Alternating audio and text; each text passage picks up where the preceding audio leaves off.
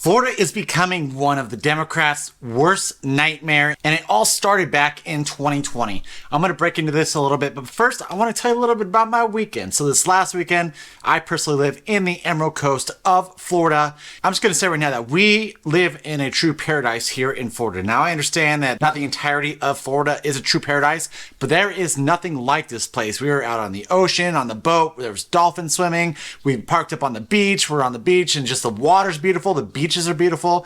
And my wife and I always joke how we don't really have to go on vacation anywhere like Mexico, Costa Rica, destinations like that, again, because we truly believe that we do have the best beaches in the US. All right, cool. So let's break into this right now. 2020. What happened in 2020? The COVID lockdowns. I believe this is when Florida really did start to turn as red as it currently is. So many people did not like what so many of these blue states, these blue cities were doing, and Florida was that beacon of hope that so many people did come to, including ourselves. We actually visited Florida in 2020 to get away from the stupid COVID lockdowns that were happening in Denver, Colorado. And it was that point that we realized we needed to be in Florida. It was in July of 2020, and we were leaving a state that was locked down. You had to wear face masks everywhere you had to go. It seemed like they wanted you to even wear them inside of your house.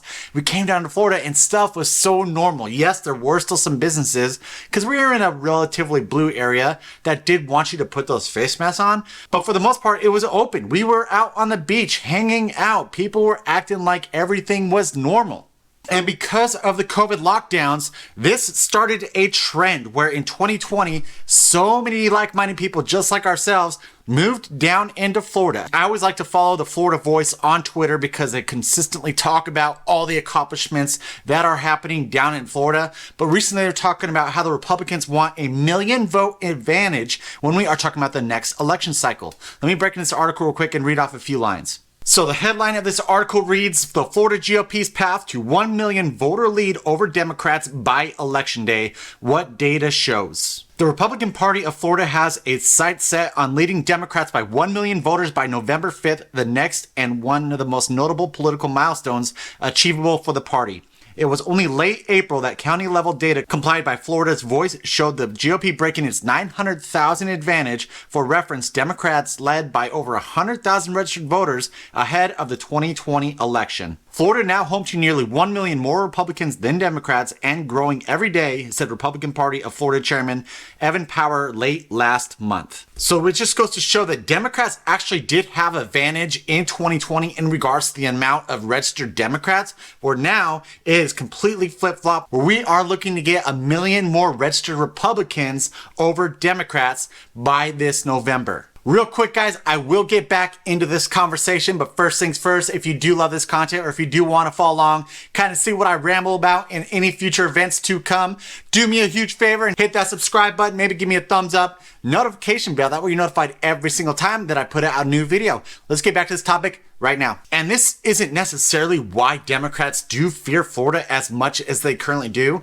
The biggest reason is Florida is a pure example that you lead by conservative principles and people will flock here, that the state will thrive. Florida Voice actually just posted this yesterday on the education. Let me break into this article right here. Florida ranks top state for education, parental power, and economy. Once again, Florida is ahead of the class. The state has been ranked the best place in America for education, parental power, and the economy. Analyzed by U.S. News and World Report, Florida topped all U.S. states in the education category and higher education subcategory. The state also ranked 10th for the pre-K through 12 subcategory. Florida is the #1 state in the country for education, DeSantis said in April. By focusing on core academic subjects and rejecting indoctrination in the classroom, we have become a standard bearer for educational excellence. In higher education, Florida placed second in both two-year graduation rate at 62.9% and four-year graduation rate at 74.3%. It also was rated the best for tuition and fees at just over $4,600. Following on education, Florida also ranked as the best state in the nation for parental power. According to the Center of Education Reform, or CER, the state earned an A- rating with a 95% score in choice programs and 92% scores in charter schools and transformational learning. Florida gives more power to parents than any other state to ensure their kids get the education they deserve, CER said. And another humble brag, Florida ranked as the best U.S. state for the economy. Specifically, the state improved 6 spots from last year to grab the top spot. Propelled by strong job and overall economic growth, Florida ranked second in the country with a compound annual growth rate over 3 years of close to 5%. It also led the nation with more than 6% rate of GDP growth. Now, let me break into this because when we were moving into Colorado, our biggest problem is we were not about public schools in Colorado. We did not want that indoctrination. I have talked about this when telling my own story. And so we were in a private Christian school when we were in Colorado. Coming down into Florida, we were able to put our kids into public school and still be amazed by the education they'll get. And not only that, but as a Christian family, the teachers actually love hearing certain things. So there's this one time where my son was just praying to God at his desk, and his teacher comes up, she's like, "Hey, what are you doing, buddy?" And he's like, "Oh, I'm just praying to God." And then she wrote us and she's like, I just wish I knew what he was talking about. Just super interested. That would not have happened in Colorado. He probably would have gotten sent to the principal office in the public schools there. And with Florida excelling in so many different ways, you kind of look at the counter, right? And so with those conservative principles, all the conservative policies that are being passed in Florida, okay, what's the opposite end of the spectrum? Obviously, Gavin Newsom in California, which is going to shit, where he literally, because of the deficit, even though he had a surplus when taking the governorship, decides to blame it on climate change and rain bombs. What we didn't anticipate is these rain bombs in December, January, February, and March. These atmospheric rivers that led to a federal declaration that led to FEMA and the IRS moving in a direction where we couldn't collect our taxes until, I believe, November 16th, as opposed to April 15th.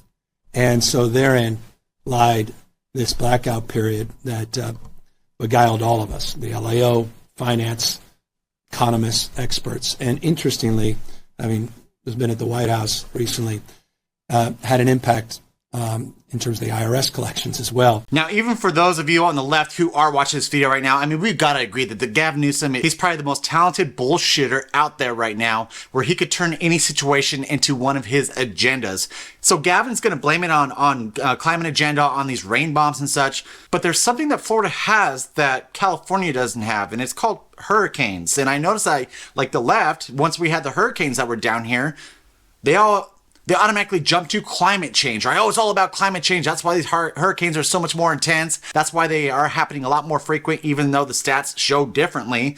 Just imagine if Ron DeSantis decided to come out and say, "Oh, you know what? It looks like the economy's doing horrible in Florida right now. You know what? These damn hurricanes, climate change, that's what's doing it." But he doesn't have to do that because Florida is excelling in their economy. They are excelling in every other area. It's interesting to see that when Democrats, and you have a super blue state ran by far left socialists, they just decided to point the finger at climate change. This is why we're doing so horrible, without any regard to the policies that they consistently put in place in California that are tearing their state apart. So yes, the Democrats do fear Florida. That's why they blew up stories about the supposed don't say gay bill, even though there's not even the word gay in the entire bill, is because they're trying to demonize Florida as much as possible. And there are actually many Democrats that I know back in Colorado who will not step foot in Florida because they think it's just a bunch of rednecks down here, that we won't allow abortions and we hate progressives and all that stuff. That could be further from the truth. I am in a very red county, and everyone here is super accepting of everyone,